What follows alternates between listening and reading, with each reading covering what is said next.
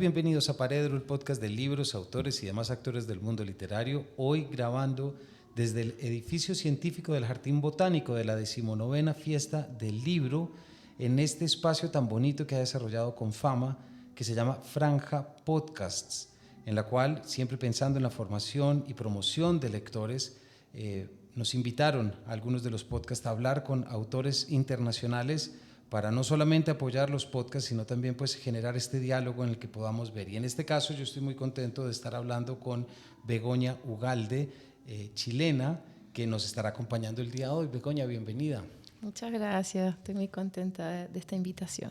¿Alguna palabra sobre la fiesta del libro? ¿Es la primera vez? ¿Cómo te ha parecido? ¿Qué tal? Sí, es la primera vez que vengo a Colombia, que vengo a Medellín y estoy muy sorprendida. He ido a muchas ferias de libros desde distintos roles y me encanta, me parece hermosa el espacio, toda la gente que hay, la cantidad de actividades. Está muy hermosa la fiesta, estoy sorprendida, genuinamente sorprendida.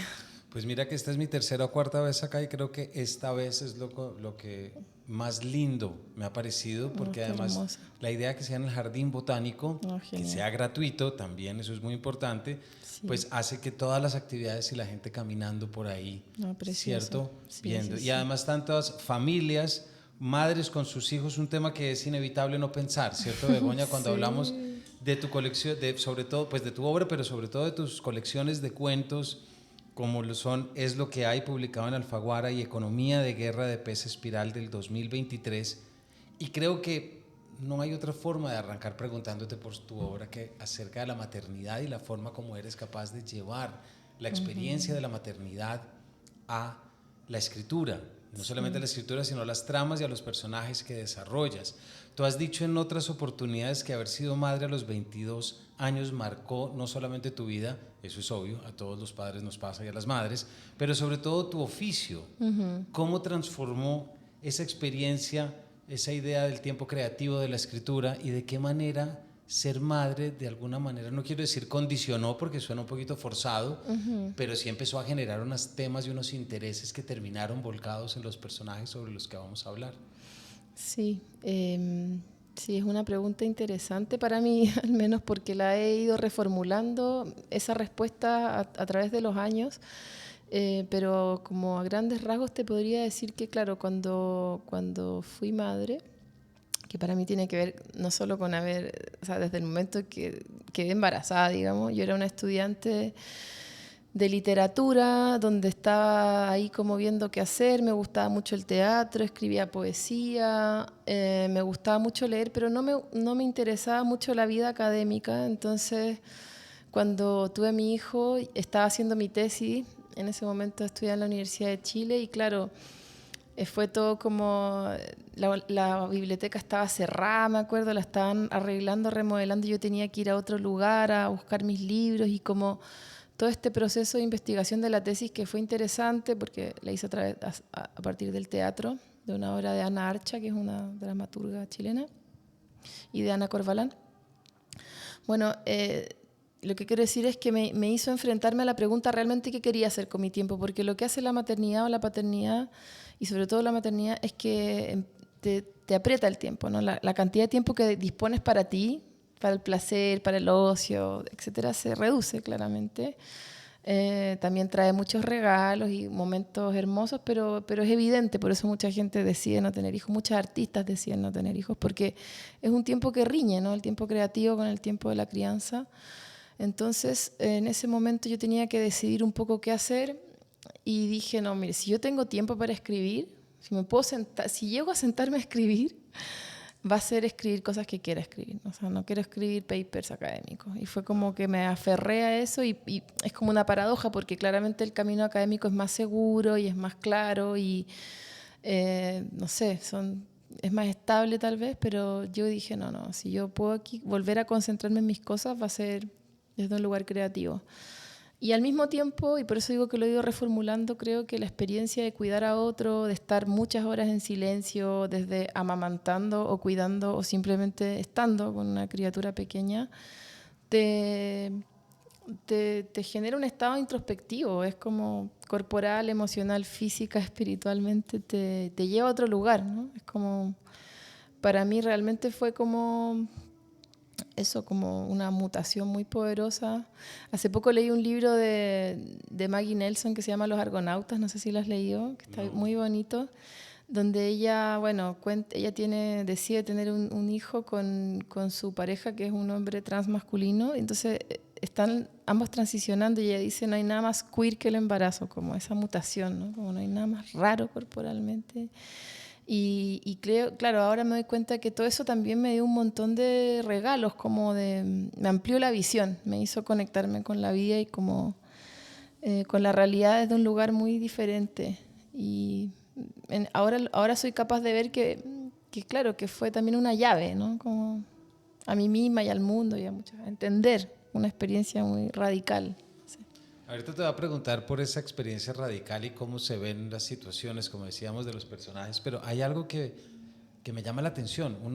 Cuando uno es padre, madre, evidentemente, hay libros, hay novelas y hay cuentos que cambian, porque uno los lee desde otra perspectiva, sí, y entiende cosas que antes no entendía. No quiero decir con esto que los lectores que no tengan hijos lleguen a menos, no, sencillamente distinto. Y digamos que uno llega con una linterna distinta sí. a leer los textos y hay cosas que ocurren de forma diferente. Si estabas haciendo tu tesis en la Universidad de Chile, ¿cambió de alguna manera tu manera de leer, por ejemplo? ¿O de buscar autoras o autores? ¿O digamos ya metiéndonos precisamente en ese gusto e interés literario? Sí, totalmente. O sea, bueno, en ese momento tenía que leer mucha teoría y la seguí leyendo, pero hay un fenómeno que es real, que sucede con el embarazo y con la lactancia, que es el baby brain, se dice, pero también, no sé, me gustaría poder decirlo en castellano, algo así como, pero realmente tu cerebro cambia, entonces me acuerdo en esa época como de tener una memoria más corto plazo, como que está más... Uno está como una especie de nebulosa también, hormonal, etcétera, pero también con una sensibilidad más fina. Entonces, por ejemplo, me empezó a resultar mucho más fácil conectar con la poesía, que es más breve, que es más directa, que con un libro teórico. Y recién ahora, porque me está pasando, disfruto de nuevo de leer teoría, de leer ensayo, por ejemplo, me encanta leer ensayo. Ahora estoy disfrutando mucho un libro de ensayo de Nadia Prado, una poeta chilena, que realmente es eso, está hablando de ideas, pero ahora podría decir que estoy en ese goce nuevamente, en ese reencanto con la, no sé si la teoría, sobre todo con el ensayo, pero cuando estaba, claro, con mi bebé, con mi guagua, agarraba en cualquier momento el libro y lo que más me resultaba más directo leer era poesía, por ejemplo, o cuentos cortos, que me gustan mucho los cuentos cortos.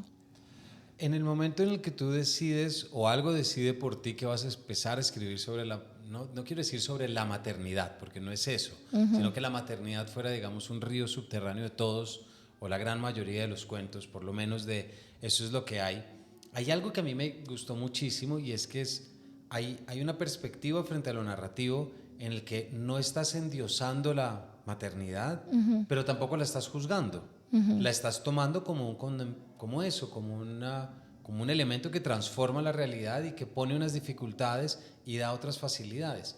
¿Cómo se creó ese concepto de maternidad ya cuando empezaste a meterte dentro de la obra literaria? Sí, mira, creo que es interesante la pregunta porque a pesar de que, bueno, la mitad de la población ha vivido tal vez esta experiencia, no sé cómo digo, no hay mucha literatura al respecto. Y de hecho recuerdo haber enviado alguna vez estos cuentos a un concurso y un fondo estatal en Chile que todo el mundo participa porque es como la manera casi de vivir de esto en Chile. Es muy reñida la competencia, pero recuerdo que me mandaban unas respuestas como, este tema no es interesante. Yo decía, pero ¿cómo no va a ser interesante si lo experimentan muchas personas? Y la verdad es que no hay tanta literatura, o en ese momento no había encontrado los libros que me ayudaran, como que me acompañaran, porque la verdad es que el género de los libros sobre maternidad son horribles, esos libros, tengo que decirlo, no son libros interesantes, ¿no? O no lo son del todo, o no lo son para mí. Pero bueno, fui encontrando libros que sí, que hablaban no solo de la maternidad, que hablaban del cotidiano, que hablaban de los cuidados, que hablaban de la locura también, que implica estar al cargo de otros y de otras.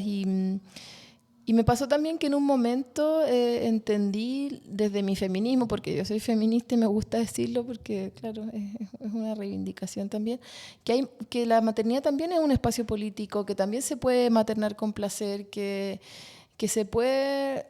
también es interesante criar a un otro y darte cuenta que esa persona va a incidir en el mundo de alguna manera. Y efectivamente me pasa que ese hijo que tuve a los 22 años, ahora tiene casi 19, está estudiando leyes en la universidad. Fue muy interesante lo que pasó con su crianza porque efectivamente vivimos en muchos lados y estuvo siempre rodeado como de mis amigos y mis amigas, la mayoría artistas, ¿no? Gente como con vidas muy poco convencionales. Y él decidió todo lo contrario y dijo, no, yo quiero, y se viste así como, yo creo que me mata, así, ¿sabe?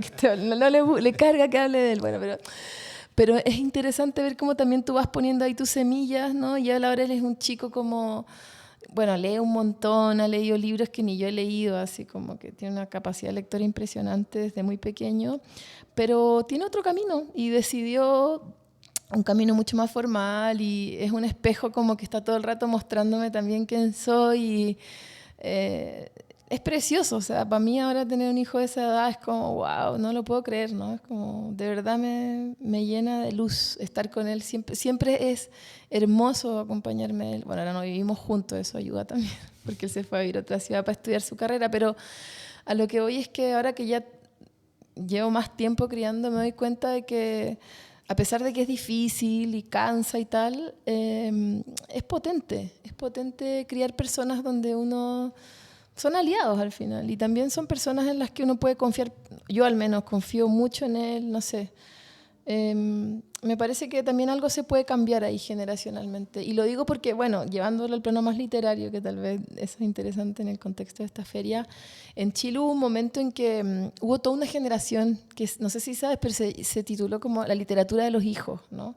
Que finalmente era una generación como muy quebrada por la dictadura, de crianzas de padres muy severas, con, bueno, crianza en dictadura, ¿cierto? Como mucha distancia entre los padres y los hijos, y yo veo, y lo veo, y tal vez suena ingenuo, lo que sea, pero veo que se está criando de otra manera, que las personas están teniendo otra forma de vincularse con su hijo y su hija, y que hay mucha belleza también en esos vínculos, que pueden ser personas que dan trabajo y tal, pero también te pueden dar mucho amor, ¿cierto? Y eso es bonito. Me parece muy interesante lo que dices de que quieres decir que eres femenina, porque también la maternidad como una reivindicación de lo femenino. No dije feminista. Feminista, no, perdón, digo, no. Pero también femenina, sí, no sé qué es ser mujer a esta altura. No sé qué es ser mujer. No, quería decir que te declaras como feminista para hacer la reivindicación de lo femenino, gracias. No, sí.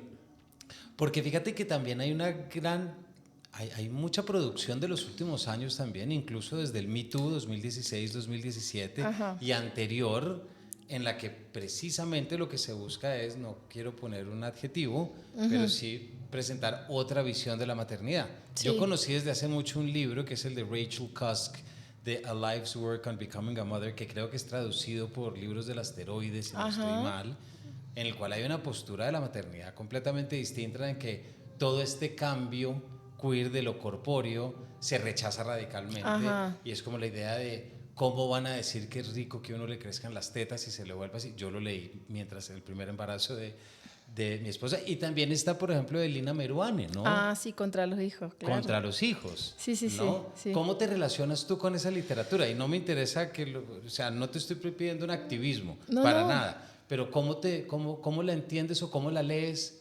Sí, bueno, es una pregunta que da para tomarla desde muchos lugares, pero mira, en particular, me encanta que existan esos libros. Hace poco, de hecho, este libro de Lina se transformó en una obra de teatro que la actuó una amiga, que precisamente la montaron en Barcelona, se llama Esa cosa animal. Y la llevaron al teatro y fui a ver la obra y me encantó, sobre todo como la manera en que se aborda esto desde muchas aristas, ¿no? Y claro, ¿desde qué lugar creo yo que puede ser una reivindicación feminista? Es muy personal, hay mujeres que les aterra parir, les aterra amamantar, les aterra que su cuerpo cambie, etc. Yo lo viví como una experiencia muy interesante en realidad, o sea, podría aquí extenderme y hablar muchas intimidades, pero pero a mí me transformó, sobre todo mi segundo parto, que lo tuve en casa, y también que justo como vivía en Barcelona, que es una cultura donde no tienen un rollo, por ejemplo, las mujeres andan en tetas en la playa y está todo bien, y es como, me pasó que me sentía muy liberada, como entendiendo que al final es poderoso engendrar, es poderoso dar vida, y también tiene, insisto, no lo romantizo, no considero que sea un lugar, no es una fiesta total, pero a mí me dio muchas herramientas y me hizo sentirme muy mía. Es paradójico porque al ser madre también me entregó muchas herramientas para autoconocerme, ¿no? En situaciones muy radicales y a grandes rasgos, y creo que este es como el gran regalo que me dejó la maternidad, creo que enfrenté muchos miedos, ¿no? Como que también tiene que ver con mi edad, tengo 41 años y creo que atravesé la crisis de los 40 y creo que vivo con mucho menos miedo ahora, como que, no sé, después de, por ejemplo, estar a cargo de un ser humano que no se puede ni comunicar y que a veces se atraganta y se pone azul y pasas todas esas cosas, ya después, a mí en lo personal muy pocas cosas me alteran y me dio una sensación, un punto de realidad que es como, está todo bien en verdad, ¿no? No sé si te sucede como padre, como... En Chile tenía una expresión como que me atrapo mucho menos, ¿me entiendes? Como... Sí, porque fíjate que mis 3 hijos nacieron los 3 por parto natural. Uno de ellos no en Barcelona, sino en Sant Vicenç de Castellet, a 1 hora de Barcelona, en una casa de partos que se llama Migjorn. Y las 3 partos que yo he visto me he convencido de 2 cosas. De primero, de que no sé quién se inventó lo del sexo débil, te lo juro, porque no tiene explicación, después de haber visto eso sin anestesia, sin absolutamente nada, como lo escogió Juana. Y en el parto de Flora, mi hija, esto ella lo escuchará en algún momento, pero no llegó la partera, y lo recibimos ella y yo. Wow. Entonces a mí lo que me dio fue un sentido de, si pasamos esto, podemos con todo. Todo, ¿sabes? Sí. Porque eso sí es una conexión con lo primitivo, con lo primigenio. Total. Que todos los sentidos se activan, y lo digo como padre, ¿no? Sí. O sea, como acompañante de Juana en todo su parto. Y claro, es muy poderoso, sí. Es lo más poderoso que a mí me ha pasado en mi vida. Sí, total.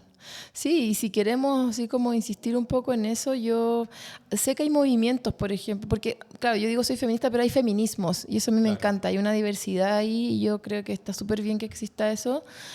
Y claro, efectivamente yo me di cuenta que es muy potente cuando las personas deciden realmente tomarse en serio, o sea, porque... Claro, uno puede tener hijos y tenerlo y ya está, y como criarlos así como un poco ya a la rápida y como de alguna manera, y está todo bien con eso también. Hay personas que, ¿cómo decirlo? Hay una palabra que se me fue, pero es como un poco tercerizar esto, ¿no? Pero cuando uno se agencia esto, realmente empiezas a defender tu espacio, empiezas a defender tu tiempo, ¿sí? Que en Chile, por ejemplo, fue una reivindicación importante. La gente en un momento dijo, no queremos seguir trabajando las cantidades de horas que trabajamos. No nos parece, no tiene sentido. Queremos estar en casa, queremos estar con nuestra familia, queremos, o por último, estar con nuestros amigos, tener tiempo de ocio, tener tiempo de placer. A mí eso me parece una reivindicación muy potente, que tiene que ver con decir, no me interesa seguir produciendo, ¿no? Trabajando la persona y quiero tener vida personal, ¿no? Y que también puede ser colectiva, como esto que está sucediendo ahora, familias, personas compartiendo espacios, disfrutando. Esa es la vida al final, ¿no? Claro. Ahora que hablas del entorno familiar, no puedo dejar de pensar que esto es lo que hay, es un libro del 2021, eso es post-pandemia. Claro, sí, salió justo en cuarentena el libro. Salió en cuarentena y ahí hubo una experiencia de la familia también. Sí. Completamente distinto a lo que algunos nos fue muy bien, a otros les fue muy mal. Sí. Porque el índice de divorcios, luego con mucho respeto... Yo engrosé el índice de divorcio, qué raro. Yo sí, fui esas personas. Pero todo bien con mi ex, es muy buena onda y está cuidando ahora a nuestro hijo y le mando saludos. Bueno, hay un cuento. Estamos en armonía, estamos en paz. Pero sí, fue una situación extrema, total, para mucha gente. Hay un cuento que toca un tema parecido a ese. De pronto llegamos a él a hablarlo, en que precisamente un padre se llama Camilo, ¿no? Entonces ya lo veremos si llegamos allá o no. No, pero te preguntaba por este entorno familiar y por esto, porque para que la audiencia y quien te va, ojalá, leer después de esta entrevista, no es que tus personajes femeninos sean madres únicamente. No. Para nada. Claro. Son, por ejemplo, en Máscaras de Tigre, es madre, pero también es una mujer muy guapa, ¿cierto? Que lucha contra esa guapura, digámoslo, por el trabajo que tiene, los tacones amplios que le ponen, bien, Piedras Preciosas también es la madre que siente la dificultad, pero entendida y ni hablar, por supuesto, de Es lo que hay y con tantos otros. Ahí hay una creación de una perspectiva femenina, ya no maternal ni derivada de la maternidad, sino ya propiamente femenina, en cómo se inserta la mirada femenina o lo femenino dentro de la sociedad, teniendo el componente, por supuesto, de la maternidad, pero no es el foco principal. No sé si me explico. Sí. Creo que hay algo muy interesante y me gustaría preguntarte cómo hiciste digamos, ese arco narrativo, si queremos llamarlo, en el que no te concentras en la madre únicamente, sino que es la madre en un entorno, en una circunstancia y en una situación. Sí, es que, bueno, esto tiene que ver un poco con lo que hablábamos antes, porque el problema con la figura de la madre como de manera así, como una imposición, como un mandato. Yo siempre digo que en Chile y Latinoamérica, tú que viviste en Barcelona, allá el aborto es legal hace como 30 años y eso cambia radicalmente la experiencia de la maternidad y la paternidad, porque son hijos que tú sabes que fueron deseados de alguna manera. En Chile eso no es así y es un mandato. Entonces, ¿qué pasa con eso? Que hay una figura que en Chile además es muy poderosa, la Virgen María, ¿no? Como que está en todos lados y es un prototipo de madre, que es una madre que está siempre dispuesta, que cuida, que se posterga, que por lo mismo se enoja también, pero no lo expresa. En Chile la figura de la madre es como muy... La otra vez un amigo publicista me decía que hay 2 fechas donde más se vende, que es para Navidad y para el Día de la Madre, como que... ¿no? Es muy fuerte esa figura, creo, en toda Latinoamérica. Y es muy lindo también como que creo que tiene una conexión con lo pachamámico, con la tierra, ¿no? Con todo esto. Pero también es fuerte, es duro, es violento también, que a las mujeres se les imponga este estereotipo. Entonces, me interesa deconstruirlo de alguna manera y ver que la femineidad, si se puede hablar de eso, tiene muchas aristas. Y también, como decías tú, o sea, como género, yo veo que en general las madres tienen una fuerza, una capacidad de sostener muy impresionante. Y también eso, como me interesa mucho en lo personal, en mi escritura, me interesa mucho la locura, por ejemplo, las mujeres que se vuelven locas y por qué se vuelven locas y qué significa volverse loca o qué significa renunciar o dejar de lado ciertos mandatos. Creo que eso a mí en lo personal me interesa mucho. Pues ahí está tu personaje niñera que está leyendo a Jung mientras cuida a un par de niños antes de una noche bastante caótica. Este cuento se llama Walking Closet.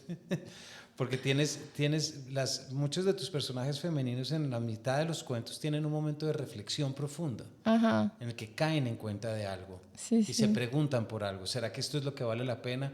Después, esto es lo que hay, después de que habla con el skater, por ejemplo. Ajá. ¿Será que esto es todo lo que hay? ¿Será que ¿será que todo es para esto? Luego en Walking Closet también son pequeños momentos. No voy a llevarlos tanto a lo epifánico, porque no. Porque no todo momento de reflexión es epifánico. Ajá. Hay muchos que son constatativos, no todo es catártico, digamos así. Y por eso tampoco creo que tu obra en ese sentido sea catártica desde lo femenino, como wow, no. Es una constante en la que se está metiendo y en la que uno empieza una inmersión para entender desde esa perspectiva cómo se crea esto.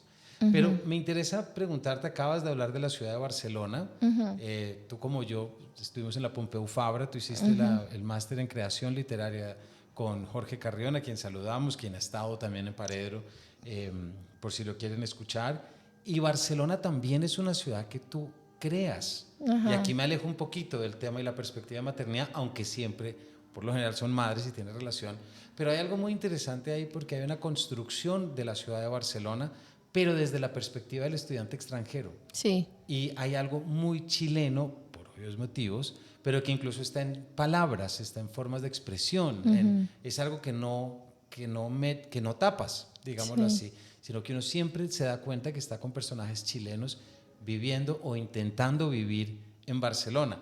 Eso yo también lo conocí, yo compartí piso con más de 30 personas, por supuesto no en simultáneo.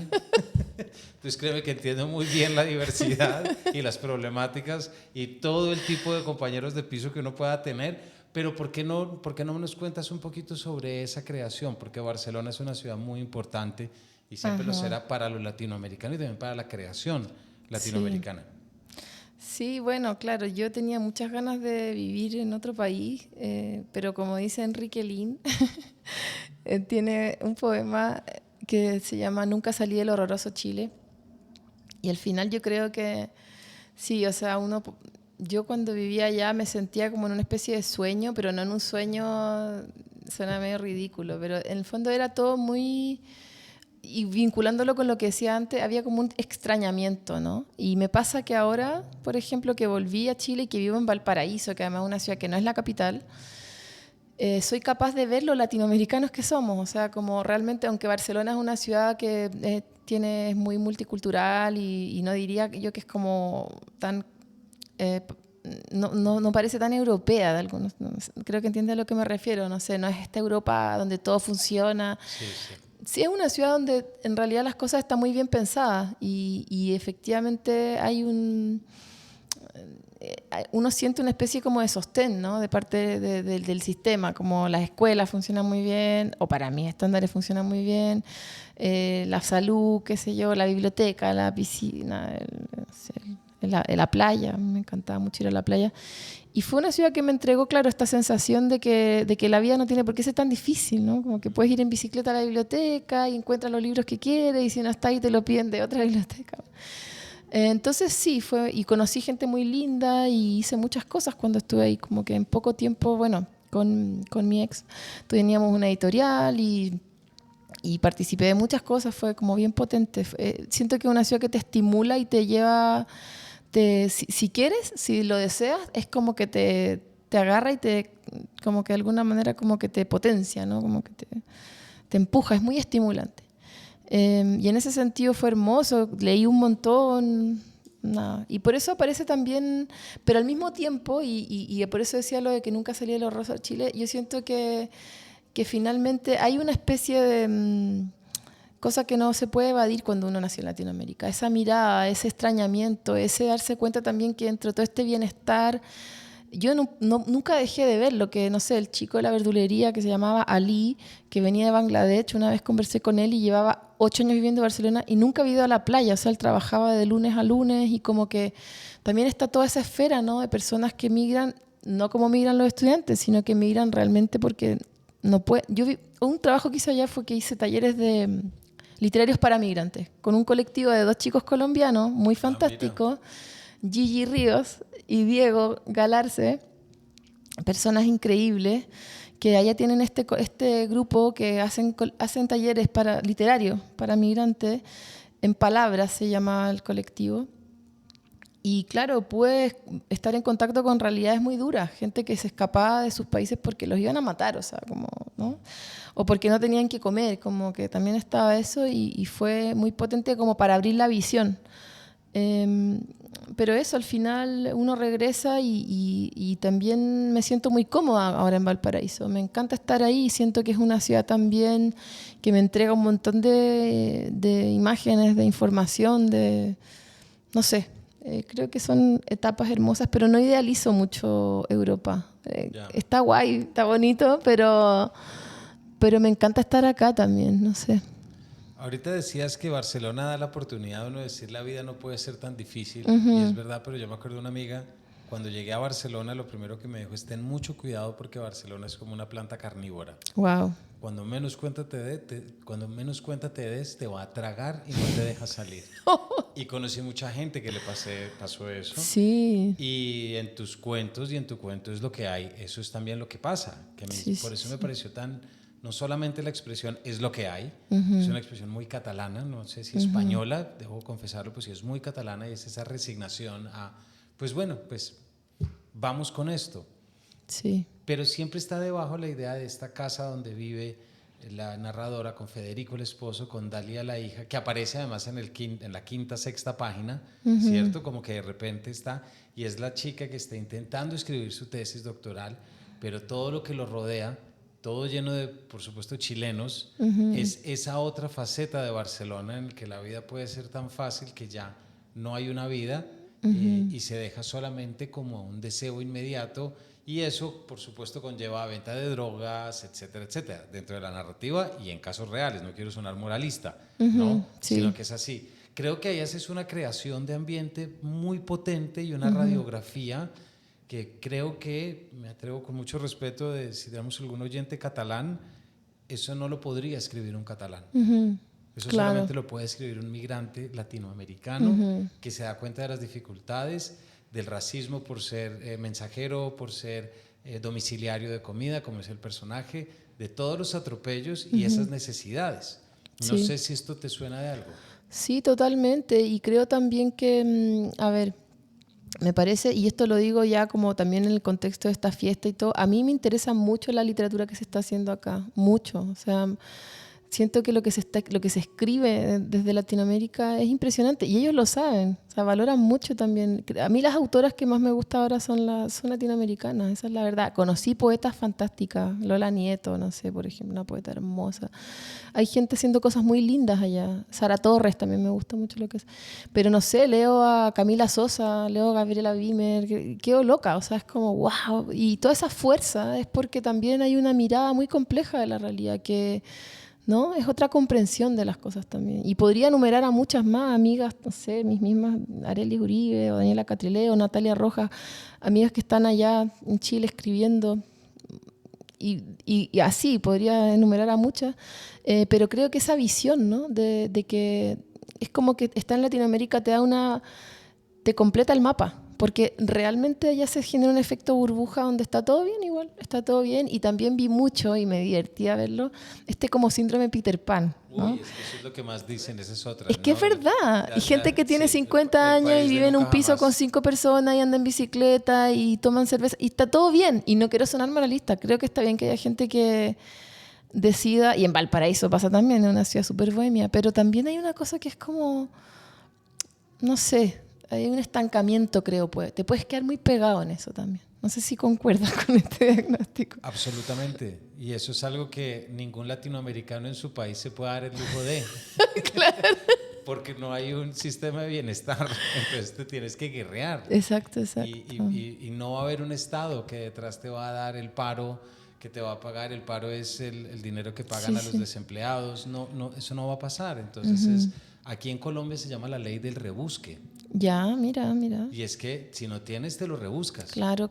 Porque no va a venir esa mano superior a decirte, no, mira, toma estos 700 euros mientras consigues empleo. O sea, tengo amigas para la pandemia, que quiero mucho y todo, pero que les llegó durante un año, les llegaban 800 euros por nada. Yo ¿cómo puede ser? Y también, claro, y es bonito lo que dice, porque no solo te rebuscas, te organizas, te colectivizas, te preguntas cómo está tu vecino. No quiero idealizar, también pasan cosas, no sé, Chile es un país como ese rebusque también roza lo delictual, ¿no? Claramente. Es como la ley de la selva un poquito también, y ok, hay una como cosa media pirata, pero también te obliga a mirar lo que está pasando a tu alrededor, ¿cierto? Y eso creo que es potente, es poderoso. Y para la escritura, para el arte, abrir ese ojo es importantísimo. Y yo creo que es más potente y poderoso lo que tú haces, que es meter en ese entorno madres. Porque esto que estamos hablando podría ser una narrativa de estudiantes. Total. Y todo muy bien, ¿cierto? Pero luego ya si metes la madre con la hija, con la responsabilidad, no es solamente esa realidad divergente que llama a... Tú no tienes en ningún momento madres que abandonen, por ejemplo. Son siempre madres que están pendientes de... Pero que también, por ejemplo, en Es lo que hay, y hay en otros, pero sobre todo en eso, está ese temor de ese caos absoluto con la hija que está durmiendo y si se nos meten acá, ¿qué? ¿No? Ahí creo que refuerzas mucho eso y abres una óptica distinta en la que también supera muchas narrativas de la ciudad del nunca jamás, del peterpanismo, llamémoslo así, ¿no? Y de la ciudad donde hay discotecas que abren a las 3 de la mañana. Claro.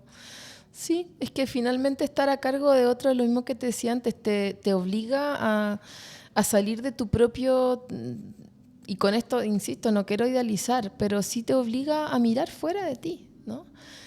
Y lo que es también entender que la vida se sostiene, que hay una vulnerabilidad, porque finalmente el peterpanismo, que todo ok con la gente que pueda disfrutarlo, también es una ilusión de que no necesitas a nadie, de que no necesitas a nadie, de que te autoabasteces, de que no tienes que pedir nunca ayuda.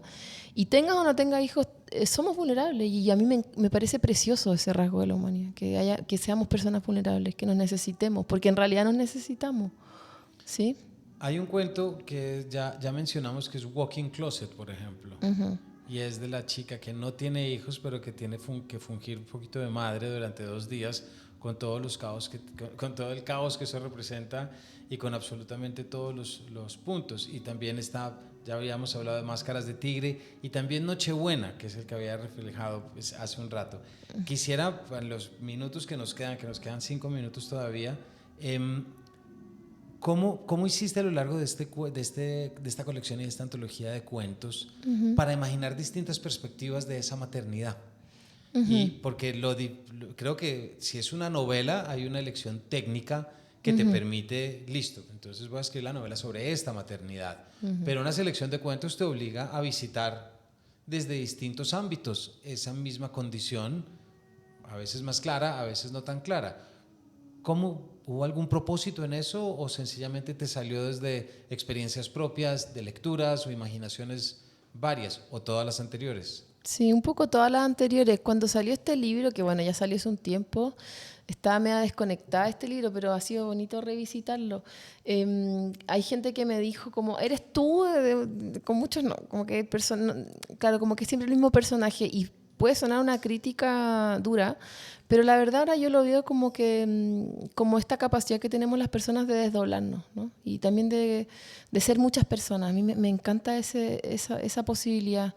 Creo que efectivamente las personas guardamos muchas identidades y hay muchas posibilidades, y en realidad si queremos podemos estar mutando y transformándonos toda la vida.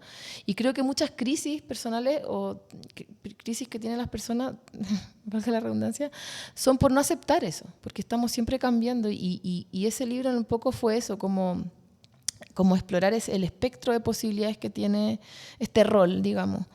Y también de observar cómo las personas intentamos mantener ciertos como márgenes de normalidad y de funcionalidad, pero que al final, si tú indagas un poco, toda la gente está un poquito loca, y eso es muy bonito, ¿no? Como que cualquier persona con la que profundizas y todo y se abre, aparecen las cosas, los rasgos extraños, y a mí eso es lo que me fascina, ¿no? Como eso. ¿Y has tenido otro tipo de reacciones de lectores, madres y no madres, frente a este tema que también desarrollas en Economía de Guerra y, si no estoy mal, en alguno de tus poemas? Sí, bueno, de todo. Por ejemplo, mi padre, cuando leyó Economía de Guerra, me dijo, es un libro muy oscuro, me decía, es muy oscuro. Y yo decía, ¿a qué te refieres? No, es oscuro. Y claro, hay personas que se han angustiado leyendo los cuentos, que los encuentran muy duros, muy fuertes. Hay otras personas que les da risa. Sí, he tenido distintas reacciones con mis libros. Es lo que hay una crítica así chilena como importante. La Patricia Espinosa dijo que era un libro que estaba bien escrito y todo, pero que era feminismo mainstream.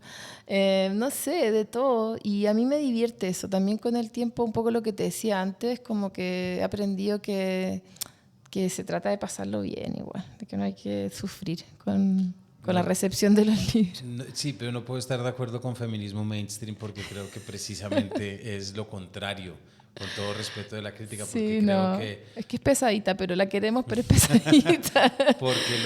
Y esto para la audiencia, porque lo que haces es en realidad afrontar desde una perspectiva muy variada, muy polifacética y multifacética, digámoslo así, los distintos entornos de la maternidad, de lo femenino, insertándolo, pero nunca desde una perspectiva o de sufrimiento, aunque hay personajes que dicen, ¿por qué tenemos que sufrir tanto? O de endioseamiento, sino nada, esto es como un poco la realidad. Por último, me intriga mucho preguntarte, Begoña, ¿hay algunas autoras que hayas seguido? Creo que en algún momento hablaste de Lucía Berlín o algunas otras. ¿Cuáles fueron como tus referentes? Porque fíjate que también hay muchos personajes tuyos que remiten a la traducción y hablan de lo que supone traducir y escribir por otro, etcétera. ¿Crees que de alguna forma estás traduciendo o te ayudaron a traducir una experiencia ciertos autores? Sí, totalmente. Bueno, en esa época, claro, descubrí a Lucía Berlín y como que, wow, enloquecí como de placer leyéndola, precisamente porque pone muy crudamente sus experiencias de madre y desde un lugar muy hermoso. O sea, a mí me gusta mucho cómo escribe ella, no sé. En esa época también me acuerdo que leía mucho a Joy Williams, que ahora vi unos libros de ella, a Lori Moore, que también me gusta. Y hoy día estoy leyendo, como te decía, muchas autoras chilenas. Estoy, por ejemplo, leyendo un libro que me tiene fascinada de Carmen Berenguer, que es una poeta que murió hace poco, que tiene una novela que se llama Naciste pintada, que son libros híbridos. Estoy leyendo una escritura así más híbrida. Bueno, Nina Avellaneda, que es una autora chilena que voy a presentar su libro en La Pascasia en 2 días más. Estoy leyéndolo por eso, y también son libros que como que rozan son de poesía, son de narrativa. Esa es la escritura que estoy leyendo mucho ahora. Nadia Prado, Claudia Rodríguez, que me encanta, tiene un libro que se llama Ciencia Ficción Travesti, que estaba leyendo ahora antes de venir. Bueno, me da como ansiedad de nombrarlas a todas, Malú Riola, etcétera, pero sobre todo son libros de mujeres que escriben con mucha libertad, ¿no? Y sin miedo a poner ahí su oscuridad, su locura, su desenfado, también su dolor y también su humor. Me interesa mucho el humor en la escritura. Creo que es una gran clave. Pues Begoña, muchas gracias por todo lo que nos has contado, por esta última bibliografía también para la audiencia. Hemos estado hablando con Begoña Ugalde, estuvimos hablando mucho de su colección de cuentos, Es lo que hay, pero cuando la vayan a buscar, busquen también Marca Personal en Editorial Neón, Economía de Guerra en Pez Espiral, así como 5 poemarios y teatro, a lo que no alcanzamos a llegar, pero ojalá que haya una próxima vez. Begoña, muchísimas gracias por habernos acompañado. Muchas gracias a usted, está muy linda la invitación. Muchas gracias. La charla, y de nuevo agradecemos a Confama por esta invitación, por esta franja de podcast de la 19ª Fiesta del Libro, desde aquí, desde el edificio científico del Jardín Botánico. Esperen más capítulos como estos. Gracias por acompañarnos y nos vemos en una próxima edición de Este Paredro. Un placer, Camilo. Que estés muy bien. Gracias, igualmente.